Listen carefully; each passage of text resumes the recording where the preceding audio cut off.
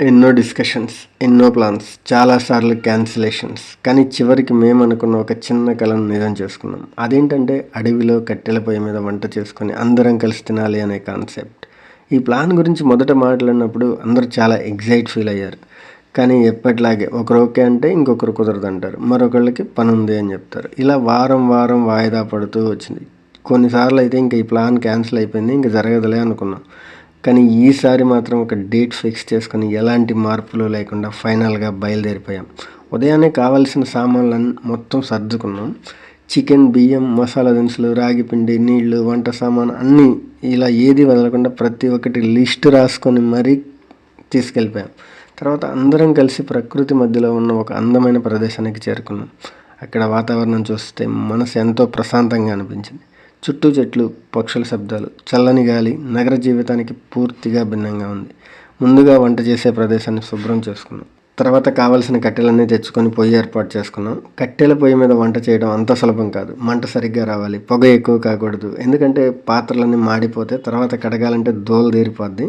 So అందరం కలిసి అలా అంతా పొయ్యి వెలిగించి మొత్తం చేసిన తర్వాత మంట బాగా వచ్చిన తర్వాత అస్సలు వంట కార్యక్రమం మొదలైంది. మొదటి చికెన్ కర్రీ కోసం చికెన్ శుభ్రం చేసి కడిగి సిద్ధం చేసుకున్నాం కదా. సో అలా ఉల్లిపాయలు, టమాటాలు, వెల్లుల్లి పేస్ట్, మసాలా దినుసులు అన్నీ రెడీ చేసుకున్నాం. వేడి పాత్రలో నూనె వేసి ఉల్లిపాయలు బంగారు రంగు వచ్చే వరకు వేయించాం.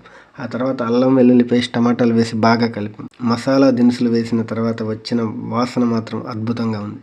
ఆ తర్వాత చికెన్ వేసి నెమ్మదిగా ఉడికించాం. ఇంకోవైపు పలావ్ తయారీ కూడా మొదలైంది. బియ్యాన్ని శుభ్రంగా కడిగి సిద్ధం చేసుకున్నాం. పలావ్ వేసే మసాలాలు, కూరగాయలు అన్నీ ఒక్కొక్కటిగా వేసి కలిపాం. కట్టెల పొయ్యి మీద వండిన పలావుకు వచ్చే రుచి ప్రత్యేకంగా ఉంటుంది.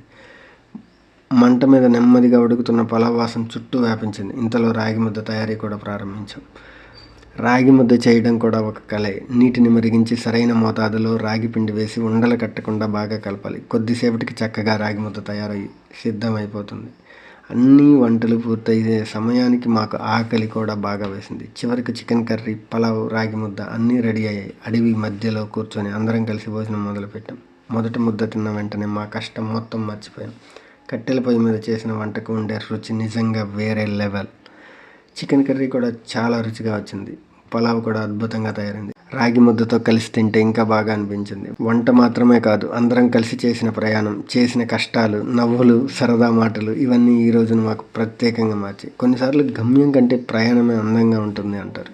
ఈరోజు మాకు అలాంటి అనుభూతిని ఇచ్చింది. ఎన్నోసార్లు క్యాన్సిల్ అయిన ఒక చిన్న ప్లాన్ చివరికి మధురమైన జ్ఞాపకంగా మారింది. ఇలాంటి అనుభవాలు జీవితంలో ఎప్పటికీ గుర్తుండిపోతాయి.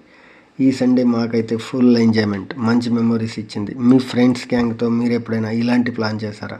చేయకపోతే వెంటనే ఈ వీడియోని మీ ఫ్రెండ్స్ గ్రూప్లో షేర్ చేసి ప్లాన్ చేసుకోండి. వీడియో నచ్చితే గుర్తుంది కదా, లైక్, షేర్ అండ్ సబ్స్క్రైబ్. ఇంకో మంచి వీడియోతో మళ్ళీ కలుద్దాం. అంతవరకు సెలవు, బై బాయ్.